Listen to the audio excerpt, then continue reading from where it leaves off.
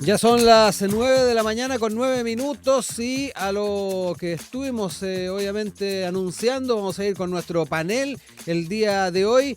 Tenemos ahí varias temáticas para ir abordando y vamos a saludar a quienes nos van a acompañar el día de hoy. Ya está con nosotros Francisca Pemllán, académica de la Universidad de Chile, ex vocera de la Coordinadora Feminista 8M. ¿Cómo estás, Francisca? Muy buenos días. Hola, Rodrigo, muy buenos días. Muchas gracias por esta nueva invitación. Sí, pues muchas gracias a ti por acompañarnos. Lo mismo que a Ricardo Hernández, coordinador del programa de Política y Sociedad del Instituto Res Pública. Lo mismo, Ricardo, bienvenido. Gracias por acompañarnos en esta mañana fría. Muy buenos días, ¿no? Feliz de estar con ustedes. Oigan, vamos a ir de inmediato con estos temas que hemos propuesto, que nos convocan el día de hoy y que de alguna manera han tenido su correlato a nivel político a propósito de las inquietudes que se están generando en torno a los casos de narcotráfico al interior de instituciones, particularmente el enfoque en torno a las Fuerzas Armadas. Y lo otro, lo que ha traído consigo la liberación de este presunto sicario en la jornada, o más que nada durante esta semana. Son situaciones que han motivado a que algunas voces, tanto de la oposición como del oficialismo, estén solicitando la convocatoria del Consejo de Seguridad Nacional, el COSENA, tras estos casos. Sin embargo, desde el Ejecutivo ya se ha dado una señal, se desestima la posibilidad. Quiero citar lo que señaló, por ejemplo, el ministro del Interior, Álvaro Elizalde. Dice que el trabajo con las Fuerzas Armadas ya se está realizando y cuestionó en qué contribuye cuando el trabajo de coordinación con las Fuerzas Armadas bajo el liderazgo del presidente ya se está llevando adelante y las medidas ya se están implementando. Será reproducir la misma reunión que ya se tuvo la semana pasada con los comandantes en jefe. Es alguno de los argumentos que se escriben. Defendió que por los casos de narcotráfico el presidente ya se reunió con los comandantes hace días atrás y en esa reunión se estableció un itinerario, una serie de medidas que se están adoptando para prevenir que hechos de esta naturaleza se vuelvan a producir en el futuro. Eso es lo que tiene que ver obviamente con estos casos en torno a las Fuerzas Armadas. Lo otro importante, quiero también recoger lo que dijo la vocera de gobierno Camila Vallejo. Estuvo hace algunos días conversando con ADN sobre este tema. Señaló que el propio ministro de Seguridad Pública ha dicho que no es útil para los efectos que buscan por el momento esta citación al COSENA. Es parte de lo que se ha señalado respecto a este tema. Y quiero traer a colación algo que también estuvo planteando el presidente de la Cámara de Diputadas y Diputados, José Miguel Castro, que exigió activar el COSENA por también infiltración del narco en el Estado. Recojo opiniones que aparecen en el portal de Radio Universidad de Chile. La liberación de un presunto sicario y los vínculos del narcotráfico con miembros de las Fuerzas Armadas motivaron a pedir esta respuesta institucional. Es parte de lo señalado por el diputado, valoró el respaldo transversal a esta demanda. Valoramos que desde distintos sectores políticos se suben a la solicitud de convocar al COSENA, dada la gravedad de los últimos acontecimientos. Hizo un llamado al Ejecutivo a actuar con prontitud. El gobierno debe actuar con la urgencia que esta situación requiere y convoque cuanto antes al Consejo de Seguridad Nacional.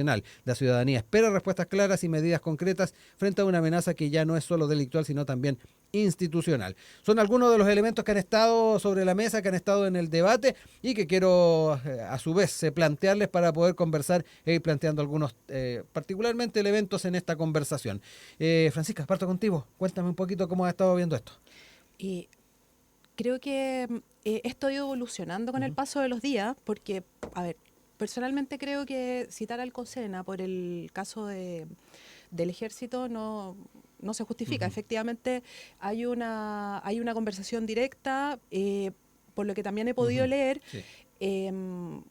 Desde el ejército hubo una pronta respuesta, se identificaron a los involucrados, la cantidad de casos que habían. Entonces hay una retroalimentación para la investigación que ha sido positiva. Distinto del caso de la FACH, que se ha negado rotundamente, como entrando en este gallito de poder, de autoridad y de quién tiene la potestad de poder intervenir sobre esto. Pero ya cuando empiezan a pasar los días y empieza a pasar lo de la jueza y lo de la liberación del sicario, ahí también te empiezas a dar cuenta que hay una permeación efectivamente de todo el sistema y que tal vez, claro, ya no es tan descabellado citar al COSENA. Ahora, también todo este tema, todo este trabajo está súper, ¿cómo se llama esto?, mediado por una autorregulación. Entonces, estamos en una instancia en que no sabemos hasta qué punto está permeado y quién podría llegar a estar involucrado, porque finalmente lo que se descubre en el caso del ejército y de la FACH son mandos bastante medios bajos, pero ya en los casos judiciales la cosa se complica un poco más, y si a eso le agregamos esta imposibilidad sistemática de poder liberar el secreto bancario, porque agreguemos el tema del Tren de Aragua, o sea, en el fondo del lavado de activos que tuvo durante estos últimos, no sé, 7, 8 años me parece, en todos los bancos, y bancos importantes, internacionales y nacionales, tú dices, pucha, en realidad estamos en un punto de inflexión que es bien complejo. Ricardo, voy contigo también, tu mirada sobre estos casos, los llamados también a esta convocatoria del COSENA, pero además en un contexto político especial. Recordemos que estamos en presidenciales, ya vienen también las campañas parlamentarias. Es bien importante el observar cuáles son las estrategias que se barajan. Está este llamado a convocar al COSENA, pero además ahí Francisca pone sobre la mesa otros elementos que han estado en la discusión también durante estos últimos meses. Por ejemplo, el tema del levantamiento del secreto bancario. ¿Cómo ves también este elemento y de qué manera se está llevando la estrategia? Siempre a mí me da la impresión mediada al tema político. Sí, no, ciertamente, en un año electoral Sí. casi todo está contaminado por el tema político, pero efectivamente yo coincido con Francisca que estos casos, aisladamente, uno puede ver cómo se van controlando cada uno. Si hubiésemos tenido casos de narcotráfico quizás hace 10, 15 años atrás, esto habría sido una pequeña noticia simplemente. Si hubiésemos tenido un error judicial hace 15, 20 años atrás, probablemente también haya sido una noticia de hoy un grave error que se produjo y medio anecdotario incluso. Pero en el contexto que estamos actualmente, donde está esta sospecha de, bueno, casi cierta, de operaciones de crimen organizado en Chile, que sabemos cómo opera, o sea que una de sus objetivos es empezar a capturar, no en sentido físico, sino de comprar, de amenazar autoridades, personas que ya efectivamente ya tienen poder de decisión, infiltrarse en instituciones importantes de control, ya las alertas se levantan. Y por eso es que la ciudadanía, uno ve la prensa y claro, efectivamente están reaccionando por todos lados, sumado al tema político también, que es un año electoral y esto también da mucha pantalla, ¿cierto? Pero efectivamente hay una gravedad detrás, que este fenómeno de crimen organizado, que puede haber tenido manifestación en alguno de estos casos. No sabemos específicamente si en el Poder Judicial sí o no, si esto fue, en el mejor de los casos, un grave error o algo peor, que puede haber cierta infiltración. Entonces, eso efectivamente releva el tema. Y volvemos a cuestionarnos cuáles son las instancias de coordinación para que el Estado responda con fuerza si esto es así. O sea, si hay infiltración del crimen organizado, hay que responderlo con mucha fuerza. Lamentablemente en Chile no hay instancias de coordinación. Las pocas que tenemos tienen muy poca fuerza. Una de estas es el COSENA. El COSENA es una instancia que reúne al presidente de la República con los comandantes jefes del Estado, pero también a los presidentes de la Cámara y el Senado, e incluso el Contralor de la República. Y en el pasado, en específico, no se ha querido convocar muchas veces. La presidenta Bachelet no lo convocó en ninguno de sus 2 periodos, incluso habiendo tenido periodos, por ejemplo, en que estuvimos con el tema de la Haya, con temas internacionales, no lo convocó porque efectivamente es una instancia más bien de asesoría, pero que sí le da pantalla a personas que están, por ejemplo, en el Congreso, que puede ser de otro color político, tiene instancias políticas que especialmente hemos visto que a la izquierda le ha costado tomar esta herramienta del COSENA.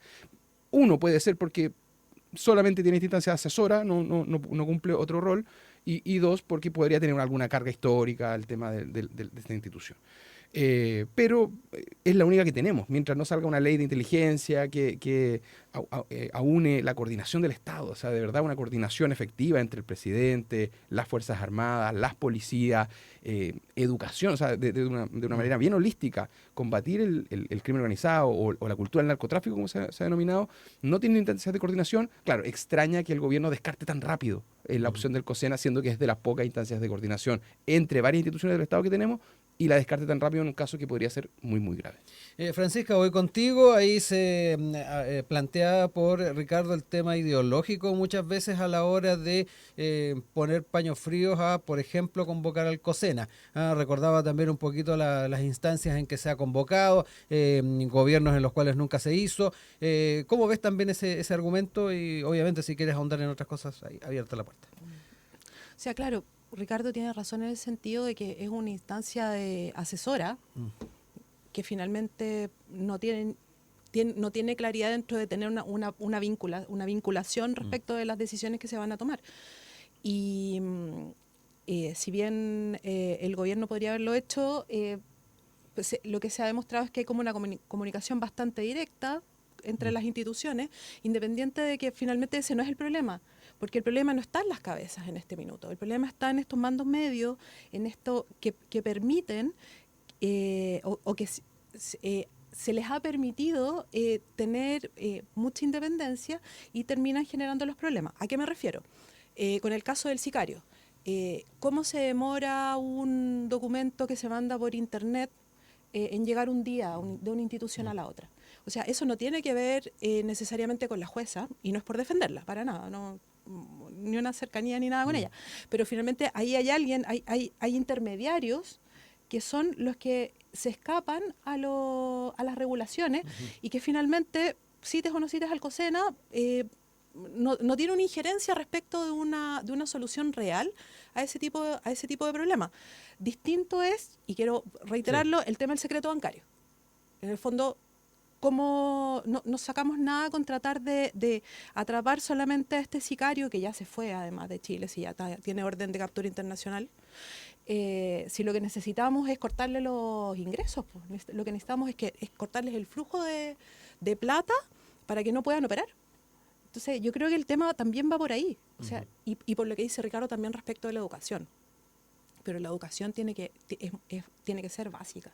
O sea, en el fondo, no podemos seguir desmantelando la educación básica y media, quitando clases ya de educación cívica, de filosofía. O sea, estamos generando, ¿cómo se llama esto?, personas sin pensamiento crítico y que a la hora de enfrentarse a motivaciones económicas que son inmediatas, pueden reaccionar de esta manera. O sea, yo no le puedo decir a un gendarme que gana, no sé, el sueldo, no el básico, pero sí un poquito más, que no se vea tentado de repente por incentivos, si no tienen un pensamiento crítico formado.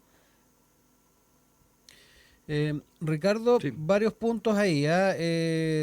Nuevamente ahí pone sobre la mesa Francisca el tema del secreto bancario a la hora de ir viendo las opciones que se barajan desde la perspectiva estatal para enfrentar estos problemas y particularmente la presencia del narco. ¿Cómo ves también la batería de opciones que se están barajando? Porque ese ha sido también un tema crítico a nivel político, de disputa, de discusión, incluso además en la arena presidencial, con miras a lo que va a ser la primera vuelta. ¿Cómo ves ese elemento? ¿Qué otros elementos se pueden poner sobre la mesa? Y obviamente obviando un poco los aspectos políticos, porque acá también, a propósito del COSENA, lo comentábamos, además de esta tendencia a no convocarlo a ciertos sectores políticos, está el tema de lo que también planteas tú, la visibilidad que se le puede dar a ciertos sectores políticos o liderazgos. Te dejo ahí la palabra y particularmente hablando un poquito de eso de la ruta del dinero, Claro. que ha estado presente tantas veces. Claro, es que al convocar al COSENA uno le da el micrófono, el gobierno cede un poquito el poder. Siempre es complicado, para cualquier gobierno, no necesariamente. Yo lo decía desde el punto de vista ideológico también, donde se ha mezclado, porque lo hemos visto quizás por la carga histórica que tenía la institución anterior, o por ejemplo en que en la Convención Constitucional número 1 se eliminaba el COSENA, o sea, no venía el COSENA. Uno detecta ahí que efectivamente es mal mirado el COSENA, quizás por un sector más bien de izquierda que no le encuentra utilidad o lo quiere eliminar por alguna carga ideológica. Por alguno de esos dos motivos debería ser. Y el programa de gobierno de Gabriel Boric en un principio no estaba muy marcado por el tema de seguridad. El tema de seguridad explota casi un año después. Del gobierno, efectivamente ahí se le entrega la posta al socialismo democrático, principalmente al Ministerio del Interior, que se hagan cargo de temas de seguridad. Se lleva adelante una agenda de seguridad sin tener propuestas del sector propiamente tal, se toman algunas anteriores, pero propuestas que estaban dando vuelta, y sí se conduce una agenda, que haya una agenda 1.0, 2.0 en el Congreso. Y en eso aparece esta idea también de levantamiento del secreto bancario. A ver, yo tengo una mirada un poquito más crítica del levantamiento del secreto bancario. ¿Por qué? Porque ya existe. O sea, estamos hablando como que pasar de 0 a 100, no, o sea, el secreto bancario hoy existe, y existe al igual que como en la discusión de cómo pinchamos los teléfonos, en que le confiamos a un juez de garantía que analice el caso y vea si es necesario o no pinchar el teléfono. Lo mismo sucede hoy día con el secreto bancario. O sea, hay un juez de la República que tiene que evaluar los casos para ver, ya, si autoriza o no el secreto bancario. Si eso es lento o no es lento, efectivamente hay también controversia. Los fiscales han dicho que no es tan lento como se dice. Probablemente sí se puede acelerar mucho más y en eso podría haber avance, pero es raro que, usando el mismo criterio, que en un caso el mundo político diga, oye, los fiscales no pueden andar pinchando porque sí los teléfonos y debemos tener mayores resguardos de que haya un juez de la República que autorice esto, o quizás con mayor jerarquía, y que no ande autorizando pinchazos de todas las personas que están en la arena política, en este caso, donde fue lo controversial, versus que en el secreto bancario, que también consideramos que es un derecho de los ciudadanos de tener que nadie, ningún funcionario público tenga que andar revisando las cuentas porque sí, en el caso que haya cierto crimen organizado, sospecha, etcétera, por lo menos haya un control de que alguien, y no sea un ente administrativo, simplemente alguien de Servicio de Impuesto Interno, que ya está bastante cuestionado, que simplemente por decisión ahí ande pinchando y viendo las cuentas, en qué gasta, qué compra, personas probablemente muy interesantes de exhibir lo que está pasando. Entonces, ese resguardo de un juez de la República lo tenemos en el caso de los pinchazos, pero en este caso estamos exigiendo que se liberen cualquier tipo de control y sea un órgano administrativo que lo vea.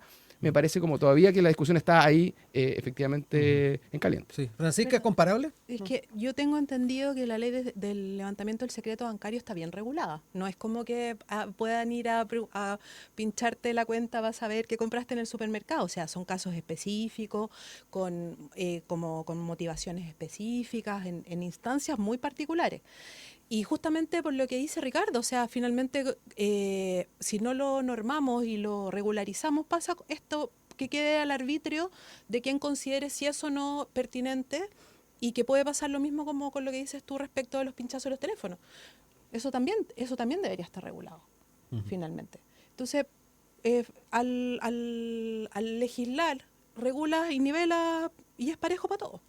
Entonces, yo creo que no es tan impensado. Y también me parece que se ha generado mucho mito respecto del levantamiento del secreto bancario. Este mismo tema de que te dicen, no, es que te van a ver qué compraste, va a venir cualquiera, y no es así. No es una cosa, o sea, está bien pensado. Y justamente por lo complejo y lo delicado que es, se hizo ¿cómo se llama esto? Se reguló de una forma en que sea bien controlado. Entonces, también termina pasando esta misma cosa, que se generan estos mitos respecto de determinados temas que terminan como transformándolos en una cosa media terrible, cuando no es así. Ricardo, ¿hay mucha caricatura también? A propósito de lo que dice Francisca, de la manera en que además en la disputa y en la discusión política se plantea el alcance que puede tener una propuesta, en este caso secreto bancario. Sí, hay temas de susto y también hay temas de quién tiene la última palabra en esto. Efectivamente, el proyecto de ley tiene controles y tiene una estructura bastante firme, pero administrativa. Es decir, son funcionarios públicos que tomarían la decisión finalmente, personas que nadie eligió. O que no pasaron por un concurso en específico. Hay una especie de un consejo que tomaría la decisión. Hoy en el tema de los pinchazos es un juez de garantía, que puede ser un juez de primera línea. En el tema del levantamiento del secreto bancario es un juez de corta apelación, o sea, un juez que ya de segunda instancia, ¿cierto? Entonces, probablemente yo estaría de acuerdo que haya reformas de agilidad en ese sentido, pero que siga estando en la justicia la garantía de que si se van a levantar algún tema que tenga problemas con derechos fundamentales, sea un juez de la República sea el que evalúe eso y no un funcionario público o una comisión de funcionarios públicos. Ahí yo creo que está el debate y la discusión. Entonces, ¿por qué en uno que incluso se pide que se eleve el estándar en el caso de los pinchazos? O sea, más que un juez de garantía, un juez quizás o una comisión de jueces, no sé. Y en este caso lo estamos desjudicializando y lo estamos tirando simplemente el caso del levantamiento del secreto bancario a temas administrativos. y que, por cierto, hoy día está funcionando. Entonces, por eso digo, el mito va de lado y lado. Uno, demonizar efectivamente no le andar revisando la chequera ni las cuentas bancarias a todo el mundo, ni a toda la ciudadanía. No, efectivamente, eso se puede prestar para casos muy puntuales, seguramente gente muy interesante, que se filtre ahí en qué se ha gastado. Ese es el peligro. Pero por otro lado, también el control que ya existe, o sea, como digo, el levantamiento del secreto bancario ya existe y funciona. Funciona lento, algunos dicen que sí, funciona lento. La UAF le gustaría tener más agilidad para poder levantarse. Sí, y eso yo creo que se puede avanzar sin necesariamente tener que hacer una revolución en esto y pasar de un control judicial a darle el poder a un funcionario o a un grupo de funcionarios. Ese es el debate, yo creo, que se está dando en el Congreso, sí, y todavía está... Sí, sí, el tema es que tenemos el antecedente Hermosilla, que complejiza justamente, y yo creo que también tiene que ver con que se esté pensando en esta comisión, porque ya vimos qué es lo que pasó cuando se acumula mucho poder en una persona y ¿cómo se llama esto? Y queda y logra permear otros poderes del Estado. Uh-huh.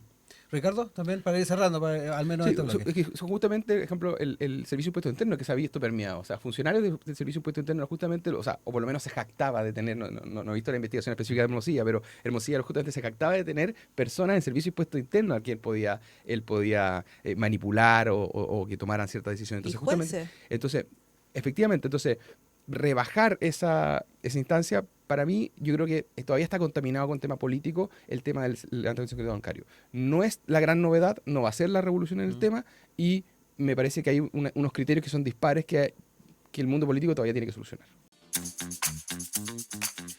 Ya son las 9:34. Estamos de regreso con nuestro panel de hoy junto a Ricardo Hernández, coordinador del programa de Política y Sociedad del Instituto Res Pública, y con Francisca Pemllán, académica de la Universidad de Chile, ex vocera de la coordinadora feminista 8M.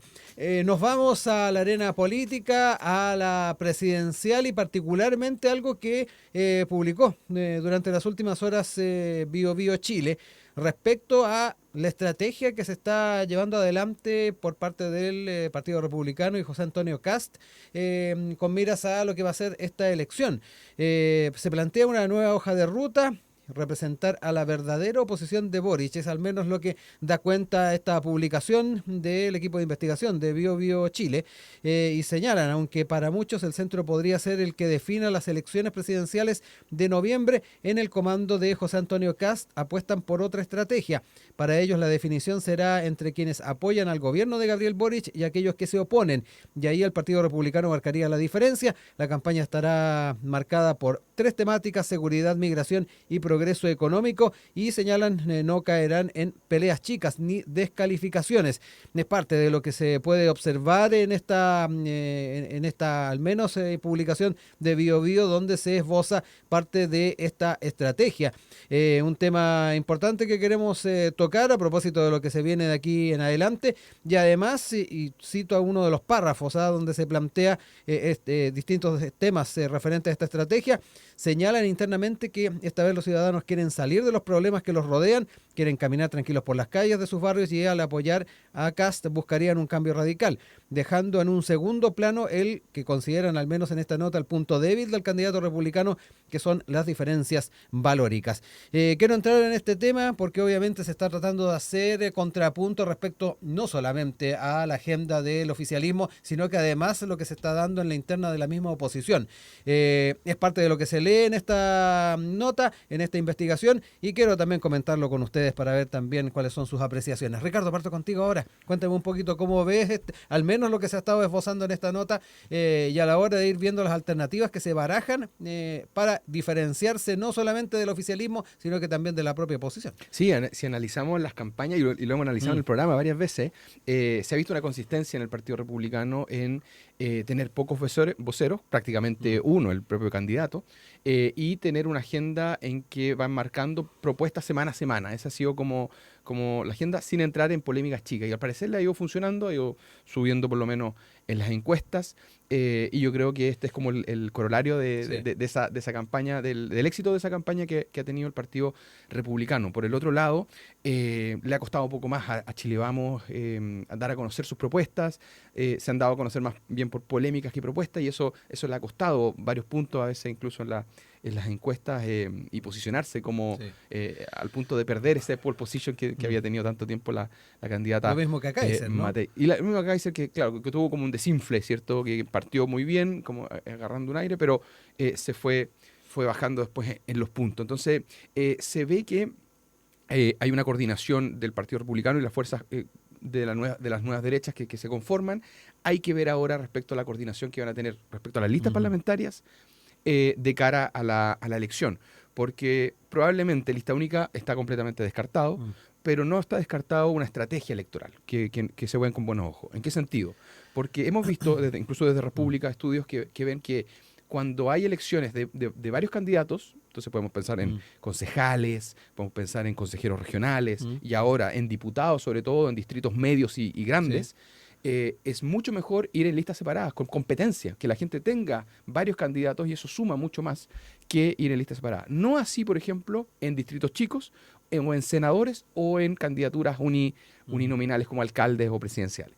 Entonces, la verdad que desde República, como estrategia, no vemos con malos ojos que no vayan en lista única, pero sí sería importante que si la oposición quiere alcanzar cierto éxito, ganar cupos que antes no tenía, ganar espacios en el Parlamento, sí requiere una estrategia así unificada entre Chile Vamos y Republicanos, pactos de omisión, me estoy refiriendo a pactos de omisión específicamente, u otras en aquellos distritos chicos, y en las senatoriales, ciertamente.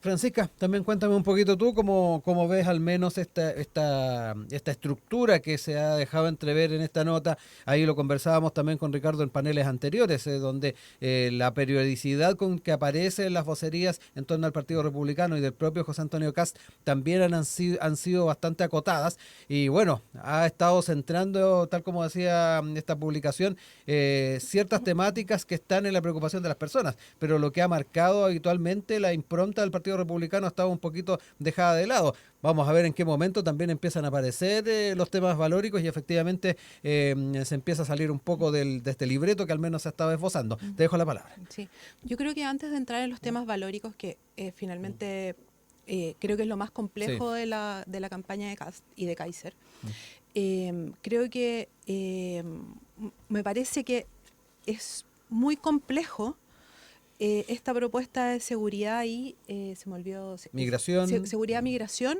respecto de lo que está y progreso. Sí, pero quiero hablar de seguridad y migración respecto de lo que conversamos en el bloque anterior. Porque si esta es una candidatura de oposición al gobierno de Boric y a lo que propone el gobierno de Boric, ¿qué va a pasar con estos temas de seguridad que están tratando ahora en este minuto?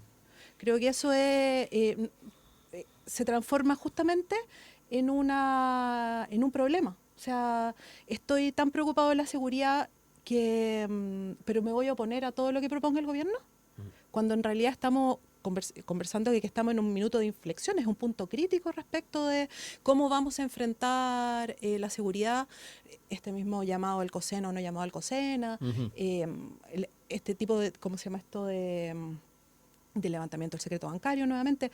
¿Qué pasa con eso respecto de la propuesta de Kaiser? De Kast.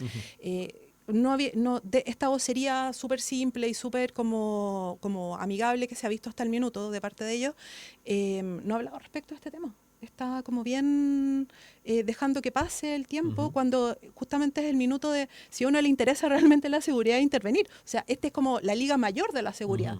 Porque, o sea, si me preocupo de seguridad y migración, claro, mi impresión es que se visibiliza mucho hacia el control de los migrantes, pero es como hablar del microtráfico.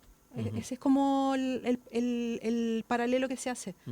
Y creo que de parte de ellos no ha habido ninguna opinión respecto de lo que está pasando, clara, certera, lo han dejado pasar. Que en el fondo, justamente, aprovechando y abusando de este minuto político po, y de la visibilidad. Y por otro lado, creo que además hay una falta de seriedad en el trato en general periodístico del tema de campaña gigante. Me parece que la forma en la que se enfocan las informaciones son súper complicadas.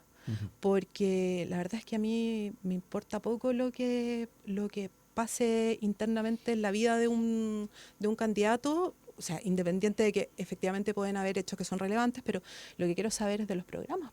Entonces, no hay espacios abiertos, está como todo como farandulizado, finalmente. Ese es como yo creo que la palabra que lo resume. O sea, como de qué se habla respecto, hablando de la oposición, Sí. de qué se habla de Eileen Matei, es de si habló o no habló, si fue coherente su discurso o si se le fueron, no sé, pues como se quedó en blanco. Si finalmente yo no sé de su programa. O sea, ese es como el enfoque que creo que tiene esto que pasa con CAST, que instalo grandes temas, seguridad, migración, desarrollo económico, pero y el contenido de eso no conozco. Ricardo, ¿hay riesgo de que esta estrategia finalmente termine por tener al candidato aislado de los grandes temas que han estado presentes? Ahí ponía algunos ejemplos Francisca. Y lo otro, viene también la pregunta en qué momento vienen las grandes discusiones sobre los programas. Sabemos que las distintas candidaturas están en trabajo de aquello, sin embargo la ciudadanía me da la impresión de que también está la expectativa de ir conociendo propuestas más concretas en torno a estos temas que como se dice, le preocupan. Sí, efectivamente, o sea, si analizamos la frase, ¿cierto? El eslogan de ser de verdadera oposición, yo creo que pueden haber dos dimensiones. Una es ser el coordinador de la oposición frente a eventos, por ejemplo, de acusaciones constitucionales que hemos visto que han sido un poquito desorganizadas en los últimos años, o temas de oposición en que deben actuar en bloque. Al parecer eso no va por ese lado, por lo menos esta frase quizás al Partido Republicano le cueste mucho más ese ámbito de plantearse como el coordinador de la oposición, cosa que sí quizás hace mucho mejor Chile Vamos, por ejemplo. Pero sí en el segundo aspecto, que es marcar diferencias con el gobierno, o sea, una buena oposición, de lo que uno esperaría de una buena oposición, es que no solo me digan lo malo que está haciendo el gobierno, sino es cuál es la alternativa. ¿Cuál es la alternativa? ¿Cuál es la propuesta alternativa? Ya, no, el gobierno no va a convocar al COSENA. ¿Qué haría usted si que...? Bueno, yo sí convocaré, claro. Entonces yo creo que las campañas deberían enfocarse en eso y quizás salir efectivamente de las polémicas, de la pelea chica y centrarse en las propuestas muy concretas. Republicano lo ha hecho un poquito mejor, por lo menos comunicacionalmente, de ir marcando estas propuestas. Hemos visto algunas de las contribuciones, de temas de seguridad, y yo creo que sí le ha hecho sentido a la ciudadanía porque han ido subiendo las encuestas. Quizás a Chile Vamos le ha costado dar a conocer sus propuestas también, y se ha hecho más famoso por temas de tensiones internas.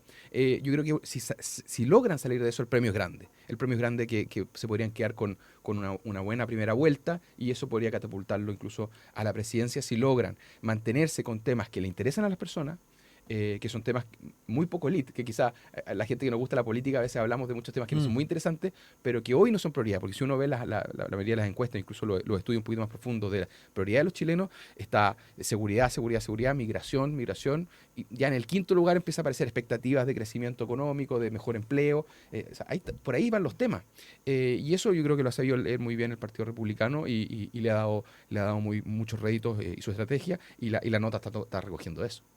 Igual yo creo que eso tiene que ver, o sea, en esta propuesta finalmente tiene que ver con resultados inmediatos.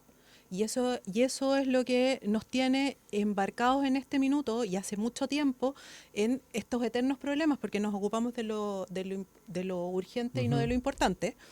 Y claro, en la medida que todas las candidaturas siguen proponiendo soluciones inmediatas para la seguridad y soluciones inmediatas para la migración, finalmente termina pasando que esos son parches que no resuelven los problemas de fondo.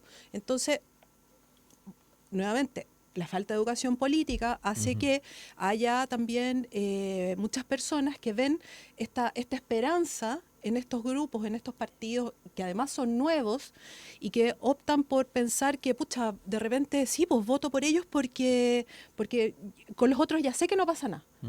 Pero con esto, claro, puede que haya algún cambio. Y terminan pasando cosas como lo que pasó en Argentina, que tienen a Milei. Entonces me parece súper complicado también no tener claridad en los programas, no saber cuáles son los planteamientos valóricos, que creo que esa es la razón por la cual Republicanos no puede ser vocero ni agrupar a la derecha, porque tiene problemas valóricos en su propio sector. Tiene diferencias muy grandes y muy marcadas. Y eso les va a impedir siempre poder ser voceros y ser representantes de todo su conglomerado, o incluso ser un conglomerado. Claro. Rodrigo, quizás lo que podríamos analizar es esta realidad que finalmente los partidos responden a ciertos diagnósticos, cómo interpretan la realidad. Y una de las realidades es que tenemos voto obligatorio este noviembre en estas elecciones.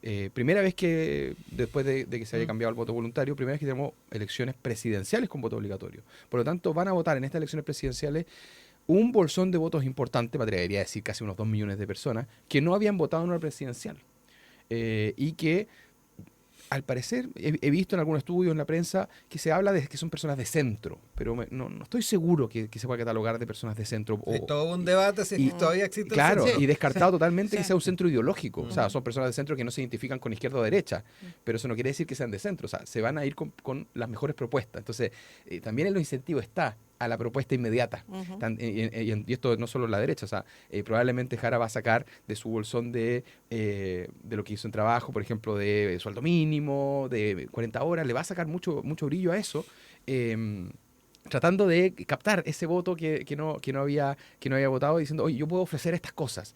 Probablemente en la oposición va a pasar lo mismo y las propuestas también sean muy puntuales, muy específicas, porque propuestas a largo plazo efectivamente faltan, y eso es un desafío de la derecha que se ha ido desarmando un poquito en cuanto a la visión a largo plazo que le quiere ofrecer al país, y eso es un debate que está muy pendiente al interior, no solo de los partidos, sino del colectivo de lo que hoy los consideramos estar en la idea de la libertad, en la idea del progreso económico, de la dignidad de la persona humana. Entonces, son debates que están muy al rojo al interior, entonces obviamente va a costar que hayan propuestas de unidad de largo plazo al exterior, y están todos los incentivos están puestos para que las propuestas sean inmediatas, cosa que tampoco me parece mal, ¿no? O sea, hay que caminar y mascar chicle, o sea, necesitamos propuestas inmediatas para los problemas que hoy nos están explotando en la cara, y eso se va a ver en todas las candidaturas, porque es una realidad. O sea, reactivación económica y hacer frente a la crisis de seguridad requieren medidas de corto plazo, ciertamente, y probablemente se va a comer el siguiente gobierno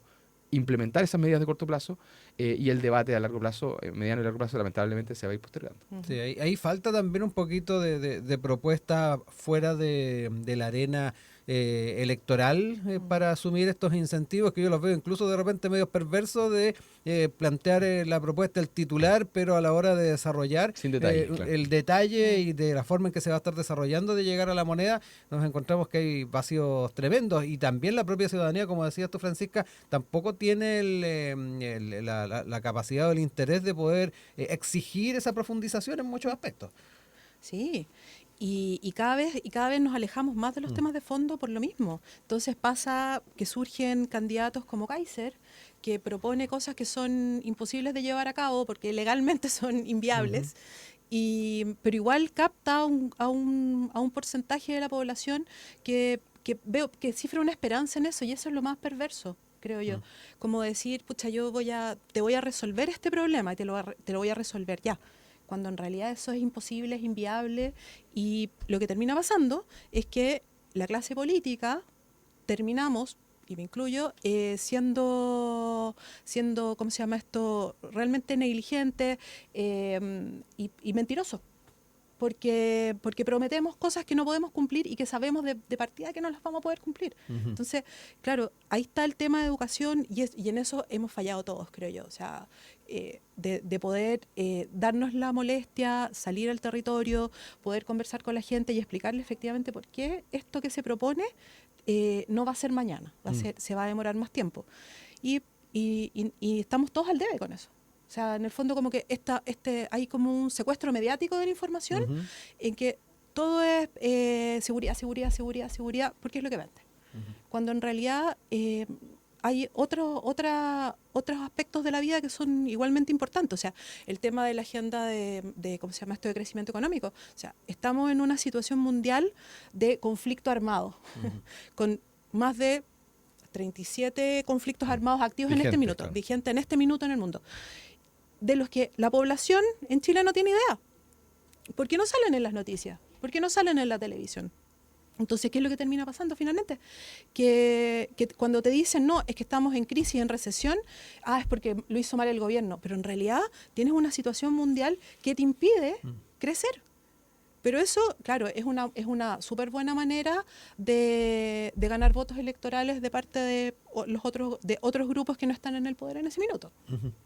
Nos quedan los últimos minutos, los invito a cerrar ahí algunas ideas. Ricardo, me quedo contigo. Sí, no, yo creo que las ideas de largo plazo sí o sí rinden fruto, pero efectivamente a largo plazo. Y eso lo hemos visto incluso en el caso Milei, que Milei empezó a hablar de, ejemplo, cerrar ministerios, achicar el Estado desde hace mucho tiempo y le costó unas 2, 3 elecciones hasta que lo logró. Acá en el caso, por ejemplo, del Frente Amplio es un caso de éxito político importante. O sea, que nos empezaron a hablar de cambio en educación.